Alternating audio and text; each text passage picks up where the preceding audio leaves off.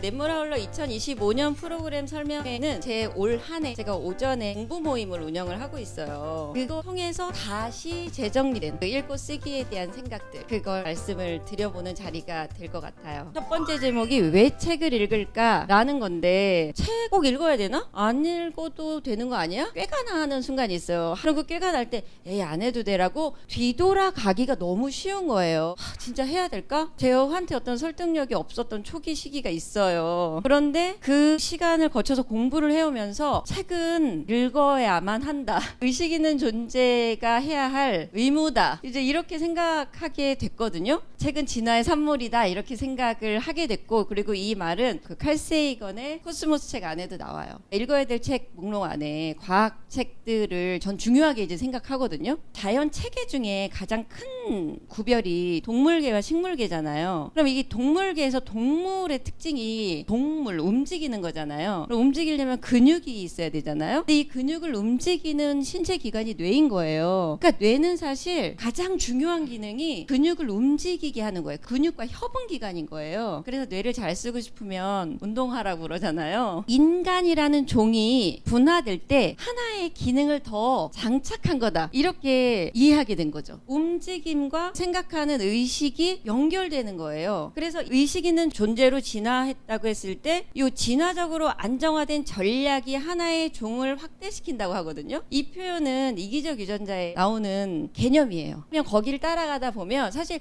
동물도 기억을 해야 생존을 잘해요. 그러니까 내가 위험한 순간에 있었을 때 살아나왔어요. 그리고 그 위험한 순간을 기억해야 더 잘 생존해요. 인간도 당연히 기억을 하겠죠? 여기에 인간이 하나 더 진화의 단계로 나간 게 기록인 거예요. 우리는 이 개체 안에서만 진화를 한다고 생각하지만 리차드 도킨스는 이 안에 있는 유전자가 이 개체 밖에 있는 물체까지 이용해서 진화를 한다고 말해요. 그러니까 이 언어라고 하는 도구가 인간 종의 진화의 형태인 거예요. 산물인 거예요. 생존을 잘하기 위한. 그러니까 이 책이라고 하는 건 그 기록을 모아놓은 거거든요. 그러니까 나는 저 타인의 관찰과 경험과 의식에 가깝게 가닿는 활동이 책 읽기인 거예요. 여기서 가깝게 가닿는다, 이 표현이 되게 중요한데요. 일치하게 알 수가 없어요. 우리 존재는 타인의 생각에. 이게 그냥 우리 조건이다.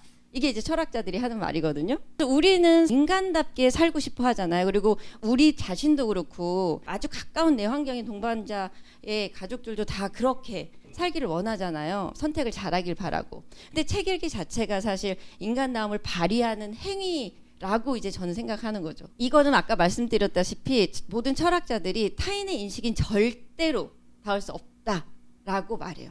이게 이제 칸트 이후의 이제 인식론이거든요.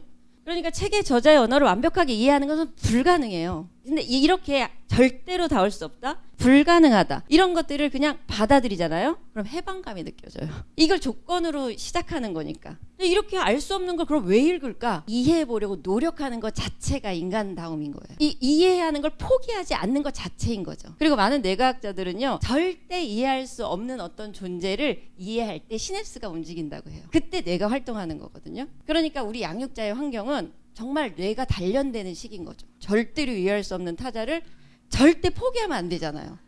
그렇게 살아본 적이 없잖아요. 그래서 육아는 나에게 안 맞아라고 말을 하지만 그건 틀린 말인 게, 여태까지 그렇게 극한까지 타인을 포기하지 않고 이해하려고 노력한 적이 없던 거예요. 우리는. 그래서 이것이 인간다움이다, 이 자체가. 그러니까 책 읽기를 통해서 계속 훈련하는 거예요. 그 책 읽기 자체가 살아있는 존재의 이유다, 이렇게 저는 이제 생각하는 거죠. 나는 혼자 있을 수 없잖아요. 나 이외에 있는 세계와 관계 맺는 모든 시작이 읽기부터 시작된다 라고 볼 때, 그럼 난 어떻게 해야 되냐면 자신의 감각을 다 활성화시켜야 돼요. 여기 오는 친구들이 책이라는 거 너무 흔하니까, 독서 활동이라는 거 너무 흔하잖아요. 그러니까 무감각하게 책 가져와서 무슨 얘기 너무 흥분되고 내 존재에 대한 얘기를 하는 문장이 지나가는데, 그러고 있으면 어떻게 흔들어 놓을까, 이제 이런 생각이 드는 거예요. 이것을 갖기 위해서 자기 감각을 다 활성화시켜야 돼요. 거기서부터 호기심이 시작되고, 그 호기심으로부터 나는 왜 이렇게 느끼지? 나는 저자랑 다르게 느끼네? 그런 것들을 내가 알아채는 거예요. 그렇게 알아채면서 나는 이래서 이런가 봐. 그 해석은 틀릴 수 있어요. 그리고 늘 달라지고 변해요. 그건 중요하지 않아요. 그 반응을 해석하는 그 자체가 관계 맺는 시도이자 노력인 거죠. 그게 산다는 거예요. 그걸 해야 생동감 있게 산다는 거예요. 그리고 또 하나의 너무 명백한 사실은 우리는 이 세계가 다 연결돼 있어요. 내가 방문을 닫고 있다고 해서 혼자 있는 게 아닌 거예요. 근데 이 말은 무슨 뜻이냐면 내가 망하면 나 혼자 망하는 게 아니라는 뜻이에요.